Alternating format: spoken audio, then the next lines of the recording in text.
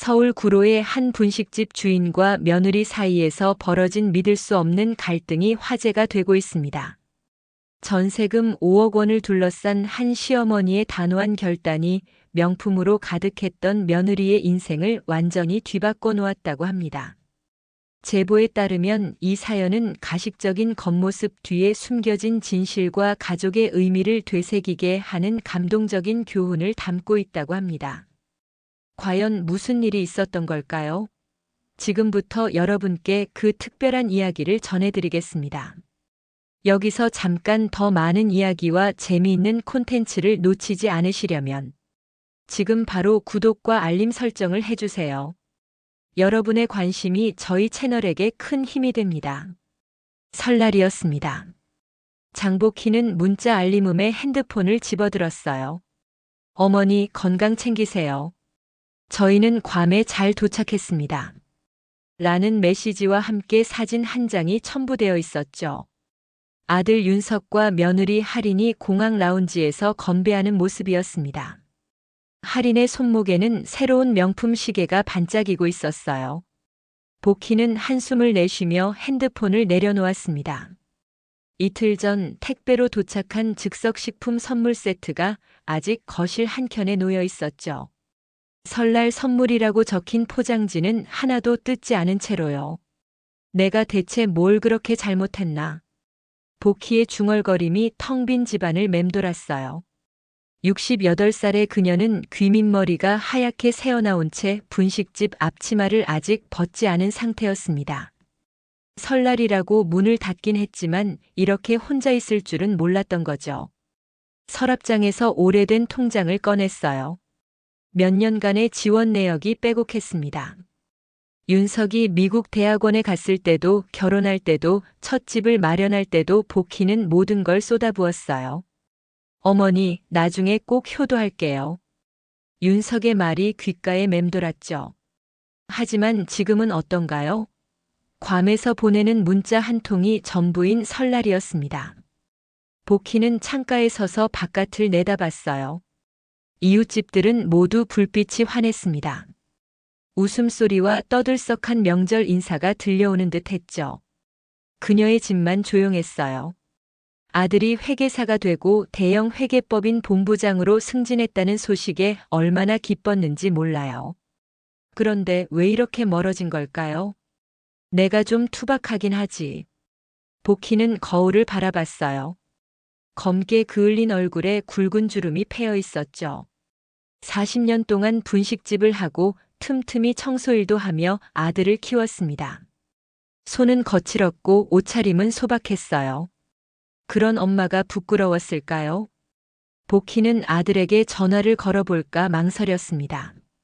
하지만 이내 고개를 저었어요. 방해하면 안 되지.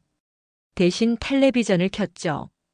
연예인들이 화려한 한복을 입고 설날 인사를 전하고 있었습니다. 눈물이 복희의 뺨을 타고 흘러내렸어요. 그러나 소리는 내지 않았습니다. 평생 그래왔듯이 말이죠. 조용히 그리고 강하게 견뎌내는 법을 알았으니까요. 윤석에게 보낸 돈이 1,000만 원이 아니라 1억이 넘었어요. 그때마다 복희는 괜찮아, 내 아들한테 투자하는 거지라고 생각했습니다. 하지만 지금 찾아온 것은 무엇인가요? 적막한 집과 냉랭한 관계뿐이었죠. 사진첩을 펼쳤어요. 윤석이 대학 입학했을 때 찍은 사진, 장학금 받았을 때 사진, 회계사 시험 합격했을 때 사진. 모두 자랑스러운 순간들이었습니다. 그런데 언제부터인가 복희는 그 사진들에서 사라졌어요. 며느리와 함께 찍은 사진은 단 한 장도 없었죠. 괜찮아, 괜찮아. 복희의 입술이 파르르 떨렸습니다. 그녀는 담요를 끌어당겨 몸을 감쌌어요. 텔레비전 화면에서는 가족들이 모여 떡국을 먹는 장면이 나오고 있었죠. 이틀 후 복희는 집에 있던 쌀이 떨어진 것을 깨달았어요. 평소라면 동네 슈퍼에서 사겠지만 오늘은 대형마트에 가보고 싶었습니다. 윤석이 명절 전에 보내준 상품권이 서랍에 있었거든요. 어머니, 이거라도 쓰세요. 했던 말이 귓가에 맴돌았죠. 복희는 오랜만에 머리를 단정히 빗고 깔끔한 옷으로 갈아입었습니다. 구두까지는 아니지만 그래도 좀 더 나은 운동화를 신었어요. 분식집 아줌마가 아닌 회계사 아들을 둔 어머니로 보이고 싶었던 거죠. 대형마트는 사람들로 북적였어요. 복희는 카트를 밀며 천천히 매장을 둘러봤습니다. 평소에는 절대 사지 않을 과일들, 수입 치즈, 와인 같은 것들이 눈에 들어왔죠. 이런 걸 사 먹으면 어떤 기분일까? 하는 생각이 들었어요. 그때였습니다. 익숙한 목소리가 들려왔어요. 어머니, 이 와인 한번 드셔보세요. 프랑스 보르도산이에요. 복희는 걸음을 멈췄습니다. 목소리의 주인공은 며느리 할인이었어요. 분명 괌에 있어야 할 사람이 여기에. 복희는 진열대 뒤로 몸을 숨겼죠. 할인과 함께 있는 여자는 할인의 어머니 고선이었습니다. 두 사람은 VIP 라운지로 향하고 있었어요. 복희는 무의식적으로 그들을 따라갔죠. VIP 라운지 입구에서 직원이 멈춰 세웠지만 하필 그때 다른 고객이 들어오면서 복희도 함께 들어갈 수 있었습니다. 괌은 어땠어? 사진 보니까 정말 좋더라. 고선이가 물었어요. 할인은 웃으며 대답했죠. 엄마, 우리 안 갔어요. 취소했잖아요. 복희의 심장이 멈추는 것 같았습니다. 안 갔다고요? 그래도 시어머니한테는 간척하길 잘했네. 고선이가 낄낄 웃었어요. 근데 선물은 보냈어? 할인이 고개를 끄덕였습니다. 네, 즉석식품 세트요. 어머니는 그런 거 좋아하시니까. 윤석 오빠가 좀 더 좋은 걸로 사자고 했는데 제가 말렸어요. 어차피 분식집 하시는 분이 비싼 거 드셔봤자 맛도 모르실 텐데 뭐하러요. 복희의 귀가 따갑게 울렸어요. 손에 힘이 빠져 상품권을 바닥에 떨어뜨렸죠. 어머니는 좀 투박하지만 뭐 된장이나 좋아하니까. 할인이 말을 이었습니다. 그분은 브루노 마스도 모르시잖아요. 고선이가 웃음을 터뜨렸어요. 그래도 돈은 있잖아. 윤석이가 말하더라. 전세금도 어머니가 대주셨다고. 맞아요. 덕분에 우리 강남에 살 수 있었죠. 할인이 커피를 홀짝였어요. 근데 어머니 전세금 갚을 생각은 없대요. 윤석 오빠가 어머니가 우리 주려고 모은 돈이라나. 근데 저는 그 전세금으로 다른 집 옮기고 싶은데. 복희는 더 이상 듣지 못했어요. 다리가 후들거려 자리에 털썩 주저앉았습니다. 그 소리에 할인과 고선이가 고개를 돌렸죠. 어머니? 할인의 얼굴이 창백해졌어요. 복희는 천천히 일어났습니다. 손은 떨렸지만 목소리는 담담했어요. 괌 여행은 어땠니? 할인은 말문이 막혔죠. 고선이도 놀란 표정이었습니다. 내 말대로 나는 브루노 마스를 모르는 투박한 시어머니지. 복희가 말했어요. 그래도 거짓말은 알아들을 수 있구나. 복희는 돌아서서 VIP 라운지를 나왔습니다. 뒤에서 할인이 급하게 부르는 소리가 들렸지만 그녀는 뒤돌아보지 않았어요. 마트를 나와 버스 정류장에 앉았을 때 비로소 복희의 눈에서 눈물이 쏟아져 내렸습니다. 그동안 퍼즐처럼 맞춰지지 않던 상황들이 이제야 명확해졌어요. 설날에 오지 않은 이유, 전화 대신 문자만 보낸 이유, 항상 뭔가 어색했던 할인의 태도. 모든 게 이해됐죠. 복희의 손에는 오늘 쓰려고 했던 상품권이 구겨진 채로 남아 있었어요. 그녀는 그것을 지갑에 도로 넣었습니다.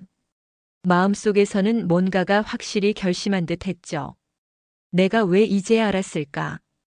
버스를 타고 집으로 돌아오는 내내 복희는 생각했어요. 평생을 아들을 위해 살았는데 그 아들은 지금 어디에 있나요? 괌도 아니고 아내 옆에서 시어머니를 속이는데 동참하고 있었죠. 집에 도착한 복희는 이상하리만치 차분했습니다. 분노나 슬픔보다는 깊은 결단력 같은 것이 그녀를 채우고 있었어요. 서랍에서 부동산 계약서를 꺼냈죠. 다음 날 아침 복희는 평소보다 일찍 일어났어요. 오늘은 분식집도 열지 않기로 했습니다. 해야 할 일이 있었거든요.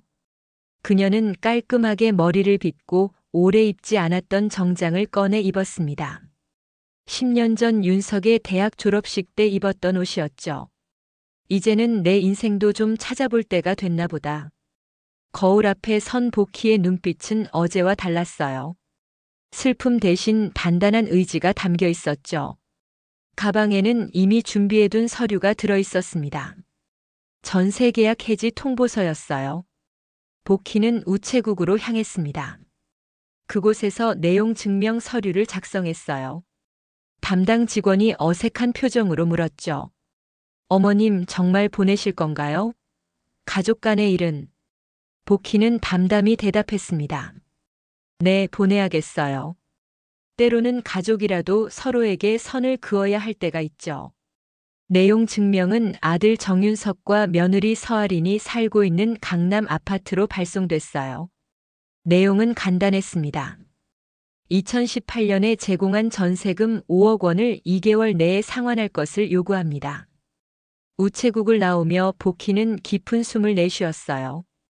이제 돌이킬 수 없는 강을 건넌 기분이었죠. 그렇게 30분쯤 지났을까요? 핸드폰이 요란하게 울렸습니다. 윤석이었어요. 어머니, 갑자기 무슨 일이세요? 지금 저희한테 전세금 해지 통보를 보내셨다고요? 복희는 공원 벤치에 앉아 천천히 대답했습니다. 응, 그랬어. 어머니, 갑자기 이러시면 어떡해요? 저희가 갑자기 전세금 5억을 어떻게 마련해요? 은행 대출도 꽉 찼는데. 복희는 잠시 침묵했다가 담담하게 물었어요. 괌 항공권은 누가 샀니? 전화 너머로 윤석의 숨이 멈추는 소리가 들렸습니다. 어머니, 그게 어제 대형마트에서 할인이와 장모님을 만났단다. 복희가 말했어요. 괌에 안 갔다는 얘기를 들었어. 그리고 내가 된장이나 좋아하는 투박한 시어머니라는 말도. 윤석은 말문이 막혔죠. 한참을 침묵하더니 떨리는 목소리로 말했습니다. 어머니, 제가 잘못했어요. 할인이가 그런 말을 했다면 그건 괜찮아. 복희가 자르듯 말했어요. 내가 투박한 건 사실이니까. 하지만 내 돈도 내 맘대로 할 수 있는 거 아니겠니? 어머니, 제발요. 시간을 좀 주세요. 2개월 안에 5억은 정말. 복희는 단호하게 말을 이었습니다. 법적으로는 6개월까지 줄 수 있지만 너희가 나한테 한 짓을 생각하면 2개월도 충분히 관대한 거야. 윤석의 목소리가 점점 다급해졌어요. 어머니, 저희가 잘못했어요. 제가 찾아뵐게요. 오늘 당장. 안 그래도 된다. 복희가 말했습니다. 나도 이제 내 삶을 좀 살아볼 거야. 너희 돈으로 말이야. 전화를 끊은 후 복희는 한동안 벤치에 앉아 있었어요. 가슴이 아팠지만 동시에 이상한 해방감도 느껴졌죠. 평생 처음으로 자신을 위한 결정을 내린 기분이었습니다. 오후에 분식집에 들어서자 문 앞에 할인이 서 있었어요. 평소에 자신감 넘치는 모습은 온데간데 없고 창백한 얼굴로 복희를 바라보고 있었죠. 어머니. 할인이 떨리는 목소리로 말했습니다. 복희는 묵묵히 문을 열고 가게로 들어갔어요. 할인도 따라 들어왔죠. 어머니, 제발 전세금 해지마는. 할인이 울먹이며 말했습니다. 복희는 앞치마를 두르며 담담하게 대꾸했어요. 왜? 내가 말했잖아. 그 돈으로 다른 집 옮기고 싶다고. 할인의 얼굴이 하얗게 변했습니다. 어머니가 그 말도 들으셨어요? 다 들었어. 복희가 고개를 끄덕였어요. 내가 투박해서 브루노 마스는 모르지만 거짓말과 배신은 알아듣는단다. 할인은 그 자리에 주저앉아 울기 시작했습니다. 그런데도 복희는 냉정함을 유지했어요. 이제 와서 울어봤자 소용없어. 2개월 안에 전세금 준비해. 아니면 법적으로 진행할 거야. 할인이 붉어진 눈으로 복희를 바라봤죠. 어머니, 저희 정말 망해요. 복희는 조리대에 서서 천천히 말했습니다. 지금이라도 내가 사람 노릇을 하면 내가 할머니 노릇은 해줄게. 그날 저녁 윤석이 분식집을 찾아왔어요. 퇴근 시간이 훨씬 지난 밤 10시였죠. 평소라면 집에 들어가지 않고 회사에 남아있을 시간이었습니다. 윤석은 지친 얼굴로 어머니 앞에 앉았어요. 어머니, 제발 전세금 해지는. 윤석이 말을 꺼내려는데 복희가 손을 들어 그를 막았습니다. 밥은 먹었니? 복희가 물었어요. 윤석은 고개를 저었죠. 복희는 말없이 일어나 부엌으로 향했습니다. 얼마 후 김이 모락모락 나는 떡볶이 한 그릇을 내왔어요. 윤석이 가장 좋아하는 음식이었죠. 먹어. 복희가 말했습니다. 윤석은 자신도 모르게 젓가락을 들었어요. 한 입 먹자마자 그의 눈에 눈물이 고였습니다. 어린 시절 학원 다녀오면 항상 어머니가 해주던 그 맛 그대로였죠. 어머니, 제가 잘못했어요. 윤석이 흐느끼듯 말했어요. 복희는 담담하게 대답했습니다. 네가 잘못한 게 아니라 네가 선택한 거야. 날 버리고 할인이를 선택한 거지. 아닙니다. 절대 그런 일은. 윤석이 해명하려 했지만 복희는 고개를 저었어요. 괌에 간다고 거짓말한 것도 설날에 오지 않은 것도 며느리가 나를 비웃을 때 아무 말도 하지 않은 것도 다 내 선택이었어. 윤석은 말문이 막혔습니다. 반박할 수 없는 진실 앞에서 그저 고개를 떨구었죠. 복희는 차분히 말을 이었어요. 나는 평생 널 위해 살았다. 분식집 하면서 남의 집 청소하면서 내 모든 걸 너한테 쏟아부었어. 그게 후회된다는 게 아니라 이제는 내 삶도 좀 찾고 싶다는 거야. 어머니, 저희는 정말 5억을 어떻게 마련해야 할지. 윤석이 절망적인 목소리로 말했습니다. 복희는 담담하게 대답했어요. 할인이가 타고 다니는 차는 얼마짜리니? 윤석은 놀란 듯 고개를 들었습니다. 그건 7천만 원이라고 들었는데? 복희가 말했어요. 할인이 가방은? 시계는? 명품들 다 팔면 얼마나 될까? 윤석의 얼굴이 창백해졌습니다. 그는 이제야 현실을 직시하는 것 같았어요. 이틀 후 윤석 부부는 심각한 위기에 처했습니다. 은행에서는 추가 대출을 거부했고 전세금 마련을 위해 알아본 모든 방법이 막혔어요. 윤석의 신용등급도 큰 프로젝트 실패로 인해 이미 하락한 상태였죠. 할인은 패닉 상태였습니다. 그녀는 사치품을 팔기 시작했어요. 명품 가방들, 보석들, 시계들. 하지만 중고로 팔면 새 가격의 절반도 받기 힘들었죠. 오빠 어떡해요? 할인이 울며 윤석에게 매달렸습니다. 우리 정말 집을 빼야 해요? 강남에서 나가야 한다고요? 윤석은 묵묵히 계산기를 두드리고 있었어요. 모든 자산을 다 털어도 3억 정도밖에 안 모였죠. 나머지 2억은 도저히 마련할 방법이 없었습니다. 그날 밤 할인은 자존심을 버리고 처음으로 복희에게 전화를 걸었어요. 그동안은 항상 윤석을 통해서만 소통했었죠. 어머니. 할인의 목소리가 떨렸습니다. 응. 복희가 담담하게 대답했어요. 제발 시간을 좀 더 주세요. 저희가 정말 노력하고 있어요. 복희는 잠시 침묵했다가 대답했습니다. 너희 집에 얼마나 비싼 것들이 있니?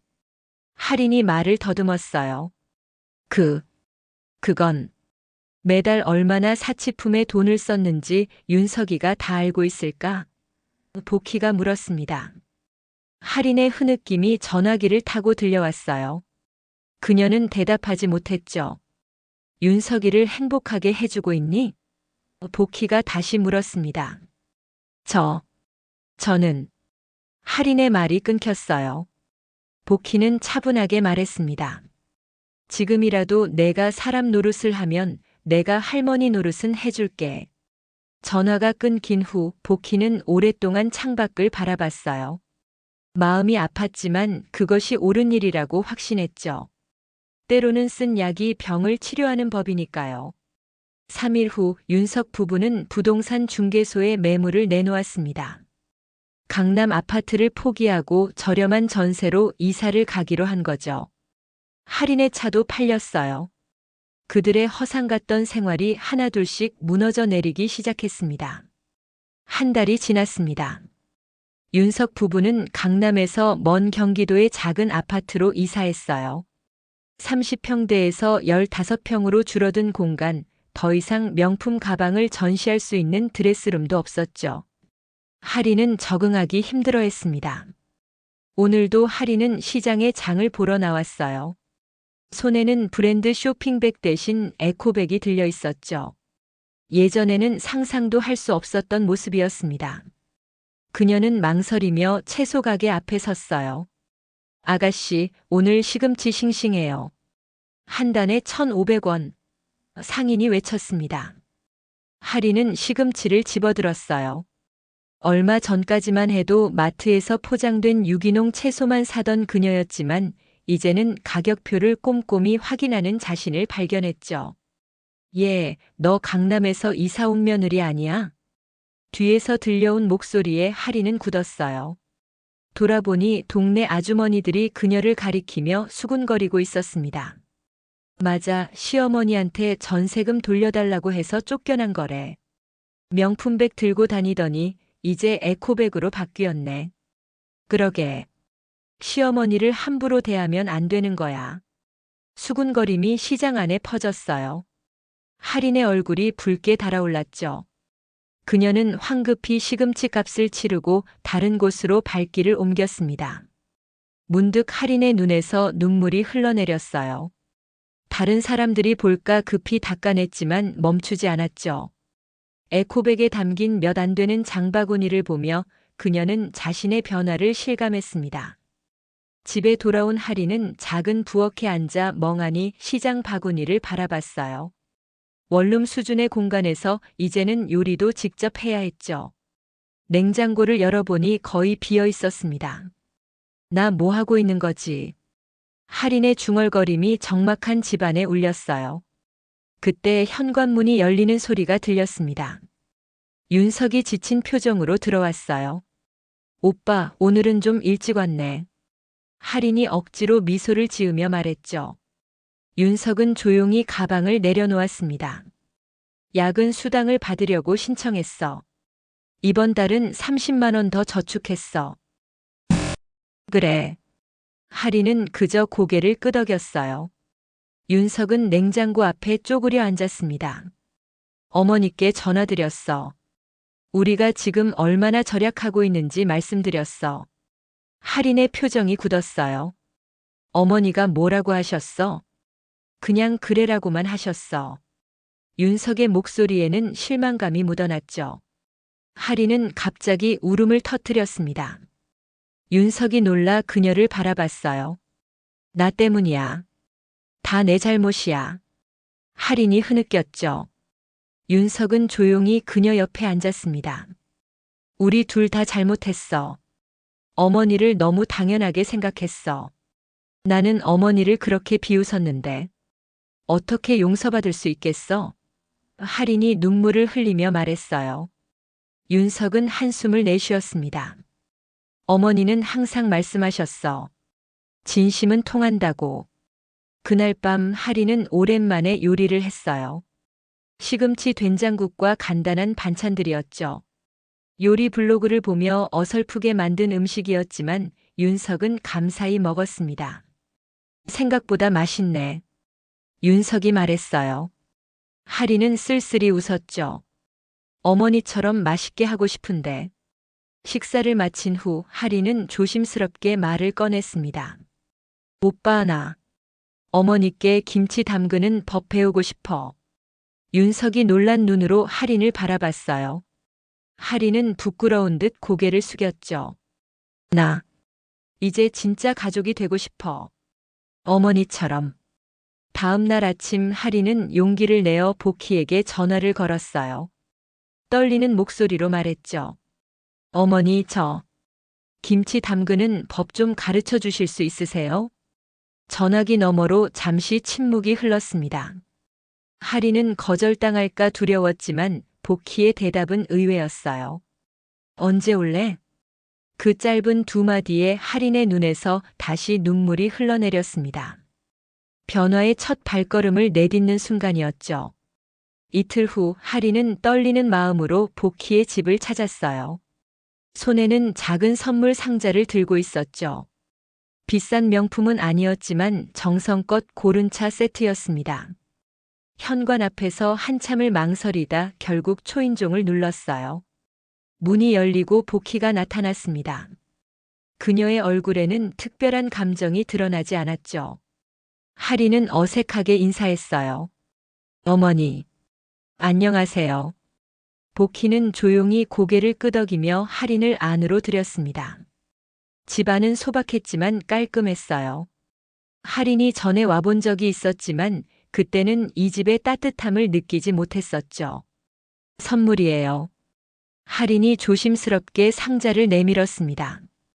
별거 아니지만 복희는 상자를 받아 테이블 위에 올려놓았어요. 차 한 잔 마실래? 네. 하린은 고개를 끄덕였습니다. 부엌에서 차를 준비하는 동안 하린은 거실을 둘러봤어요. 벽에는 윤석의 성장 과정을 담은 사진들이 걸려 있었죠. 유치원 시절부터 대학 졸업까지, 그리고 그 모든 사진에는 복희가 함께 있었습니다. 그 희생과 사랑의 기록 앞에서 하린은 자신의 행동이 얼마나 이기적이었는지 다시 한번 깨달았어요. 복희가 차를 가지고 왔습니다. 두 사람은 조용히 마주 앉았죠. 어머니. 하린이 입을 열었어요. 정말 죄송합니다. 복희는 잠시 하린을 바라보다가 천천히 말했습니다. 왜 그랬니? 단순한 질문이었지만 하린은 그 질문 앞에서 모든 방어막이 무너지는 느낌이었어요. 그녀의 눈에서 눈물이 흘러내렸죠. 어머니를 받아들일 준비가 안 되어 있었어요. 제 부모님은 항상 겉모습을 중요시했고, 저도 그렇게 자랐어요. 제가 원하던 삶은 윤석 오빠의 성공과 함께 오는 화려한 생활이었죠. 복희는 묵묵히 듣고 있었어요. 그런데 어머니는 너무 소박하셨어요. 저는 어머니가 우리 생활에 맞지 않는다고 생각했죠. 하지만 이제 알아요. 제가 얼마나 어리석었는지. 하린은 흐느끼며 계속했어요. 그동안 어머니께서 오빠를 위해, 우리를 위해 얼마나 많은 것을 희생하셨는지. 저는 한 번도 생각해 보지 않았어요. 복희의 눈빛이 조금 부드러워졌지만 여전히 말은 없었습니다. 하린은 마침내 무릎을 꿇었어요. 테이블 위에는 그녀가 직접 담근 김치 한 통이 놓여 있었죠. 어머니, 김치 담그는 법 다시 가르쳐 주세요. 진짜 가족이 되고 싶어요. 복희는 천천히 일어나 하린에게 다가갔습니다.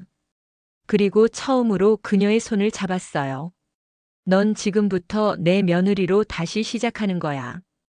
그 말과 함께 하린의 눈물은 더 거세게 흘러내렸습니다.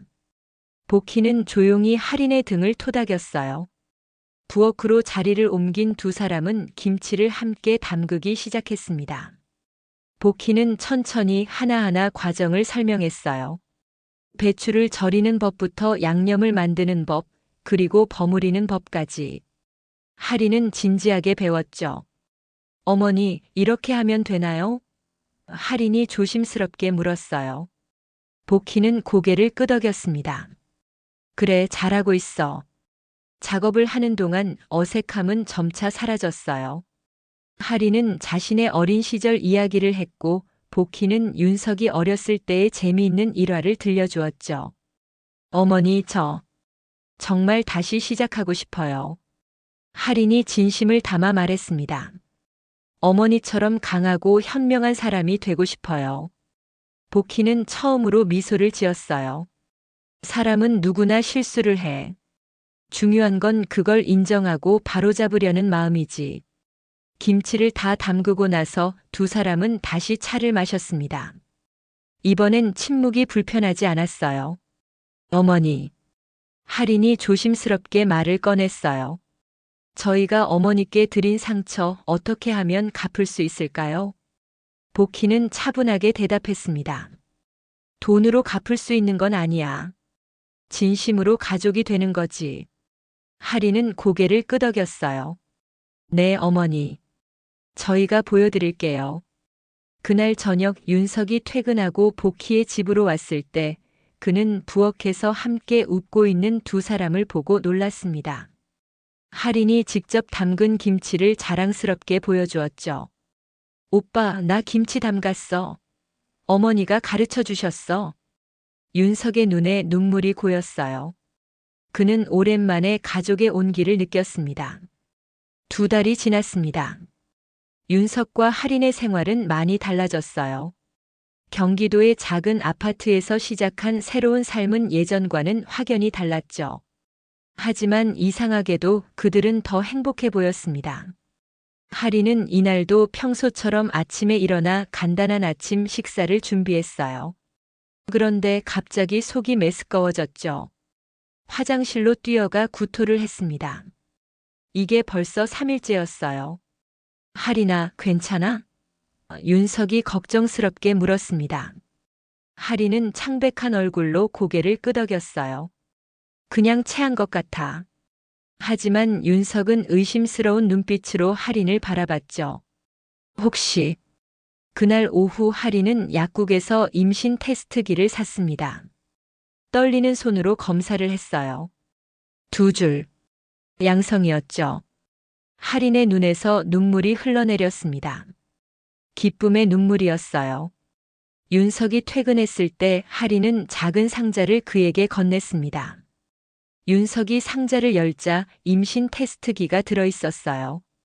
이게 윤석의 목소리가 떨렸습니다. 응, 우리 아기 생겼어. 할인이 미소 지으며 말했어요. 윤석은 할인을 껴안았죠. 두 사람은 한동안 말없이 서로를 아는 채 행복한 순간을 만끽했습니다. 어머니께 알려드려야겠다. 윤석이 말했어요. 복희에게 전화를 걸었을 때 두 사람은 너무 설레어 말을 제대로 잇지 못했습니다. 복희는 그들의 말을 듣고 한동안 말을 잇지 못했어요. 어머니, 윤석이 조심스럽게 불렀습니다. 축하한다. 복희의 목소리가 떨렸어요. 정말 축하해. 주말에 세 사람은 복희의 집에서 만났습니다.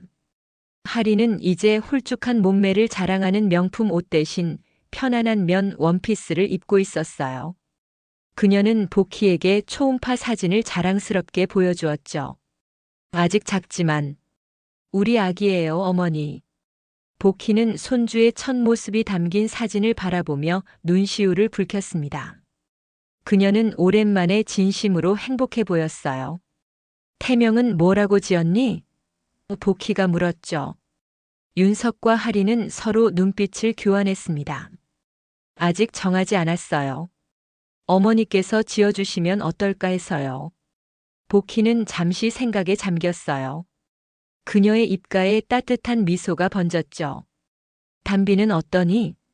복희가 말했습니다.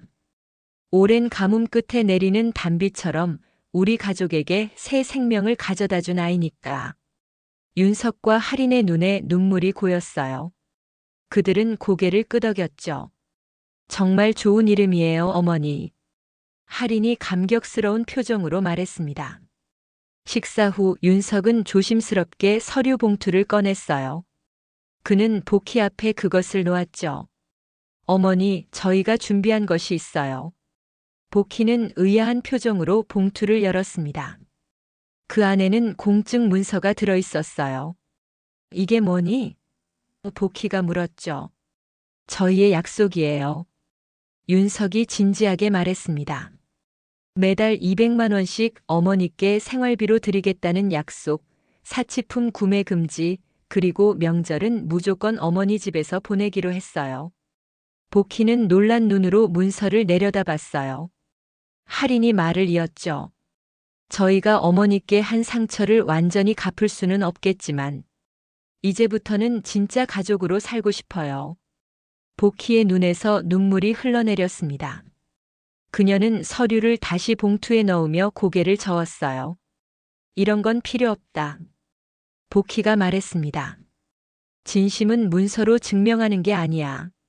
하지만 윤석과 하리는 단호했어요. 아니에요, 어머니. 이건 저희 자신을 위한 약속이기도 해요. 다시는 예전처럼 살지 않겠다는. 복희는 한숨을 내쉬며 고개를 끄덕였습니다. 그녀는 처음으로 할인의 배를 조심스럽게 만져봤어요. 우리 담비 건강하게 자라렴. 그날 밤 윤석과 할인이 돌아간 후 복희는 오랜만에 평온한 마음으로 잠자리에 들었습니다. 손주를 안게 될 날을 생각하며 그녀는 미소 지었어요. 어쩌면 그녀의 인생에도 새로운 봄이 오고 있는지도 모르겠죠.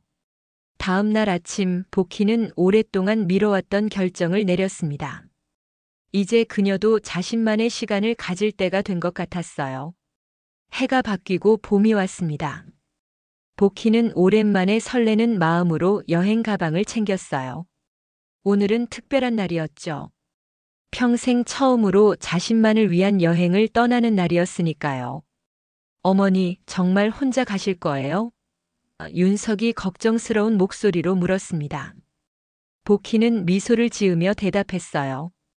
그래, 난 이제 68살이지만 아직 혼자서도 잘 다닐 수 있어. 하리는 커다란 배를 안고 복희의 가방을 정리해주고 있었죠. 출산 예정일까지 한 달 반 정도 남은 상태였습니다. 어머니, 춘천에서 꼭 드셔보셔야 할 음식 리스트 만들어 왔어요. 할인이 종이를 건네며 말했어요. 복희는 리스트를 받아들며 웃었습니다. 날 위해 이렇게 준비했구나. 윤석이 어색하게 봉투 하나를 내밀었어요. 어머니, 여행 경비예요. 복희는 고개를 저었습니다. 괜찮아. 내 돈으로 갈 거야. 아니에요, 어머니. 윤석이 진지하게 말했어요. 이건 저희가 드리는 선물이에요. 어머니께서 평생 처음으로 떠나는 여행인데 저희가 함께하고 싶어요. 이렇게라도요. 복희는 한참을 망설이다 봉투를 받았습니다. 그녀의 눈에 살짝 눈물이 맺혔어요. 고마워. 택시가 도착했다는 문자가 왔죠. 복희는 마지막으로 집을 둘러보았습니다. 40년 넘게 이 작은 집에서 살아왔지만 홀로 여행을 떠나는 것은 이번이 처음이었어요. 다녀올게. 복희가 말했습니다. 할인이 갑자기 복희를 안았어요. 어머니, 좋은 여행 되세요. 많이 즐기세요. 윤석도 어머니를 꼭 안아드렸죠. 어머니 사랑해요.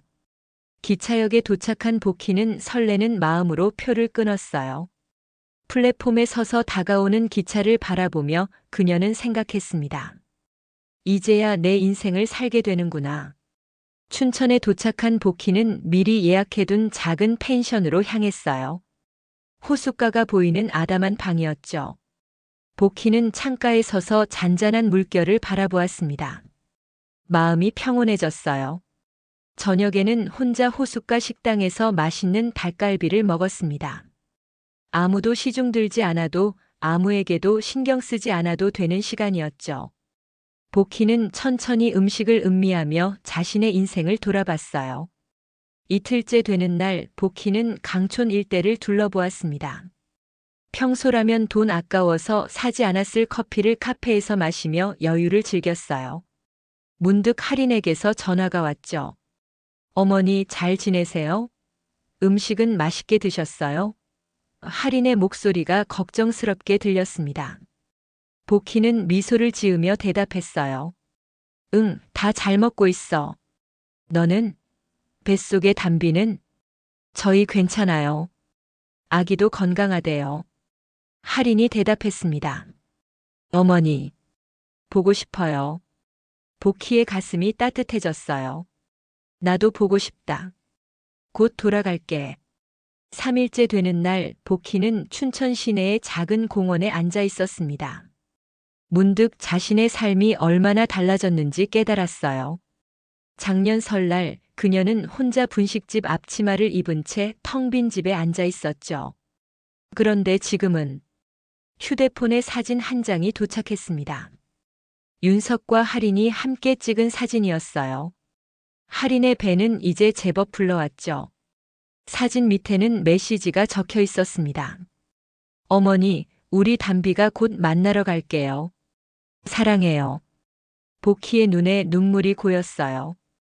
그녀는 조용히 사진을 바라보며 미소를 지었습니다. 집으로 돌아오는 기차 안에서 복희는 창밖을 바라보며 생각에 잠겼어요. 가족의 의미, 용서의 힘, 그리고 새로운 시작. 모든 것이 그녀의 마음을 채웠습니다. 어머니, 역에서 할인과 윤석이 손을 흔들며 기다리고 있었어요. 복희는 환하게 웃으며 그들에게 다가갔죠. 집으로 돌아와 차를 마시며 할인이 조심스럽게 물었습니다. 어머니, 여행은 어떠셨어요? 복희는 따뜻한 미소를 지으며 대답했어요. 참 좋았어. 평생 처음으로 나를 위한 시간을 가져봤거든. 할인은 복희의 손을 잡았습니다. 어머니, 저도 어머니처럼 살고 싶어요. 강하고 단단하게. 복희는 할인의 손을 꼭 쥐었어요. 넌 이미 충분히 강해졌어. 담비를 위해서도 내 자신을 위해서도. 윤석은 조용히 두 사람을 바라보았죠. 그의 눈에는 감사함이 가득했습니다. 어머니, 우리 다음 여행은 다 같이 가요. 윤석이 말했어요. 담비까지 데리고요. 복희는 고개를 끄덕였습니다. 그래, 그러자. 저녁이 깊어가는 창밖을 바라보며 복희는 생각했어요. 때론 자식에게 쓴 약을 줘야 한다. 그 약이 가족을 사람으로 만든다. 이제 그녀의 인생은 새로운 장을 열었습니다. 단순히 아들의 어머니가 아닌 한 사람으로서의 장복희로 살아가는 인생이었죠. 그리고 그 여정에 이제는 진정한 가족이 함께했습니다. 어머니, 내일 병원에 같이 가실래요? 단비의 심장 소리를 들을 수 있대요. 할인이 기대에 찬 목소리로 말했어요. 복희의 얼굴에 환한 미소가 번졌습니다. 그래, 꼭 같이 가자. 인생의 가을에 찾아온 단비처럼 복희의 가슴에도 따뜻한 빗줄기가 내리고 있었죠. 이제야 진짜 인생이 시작된 것 같았습니다.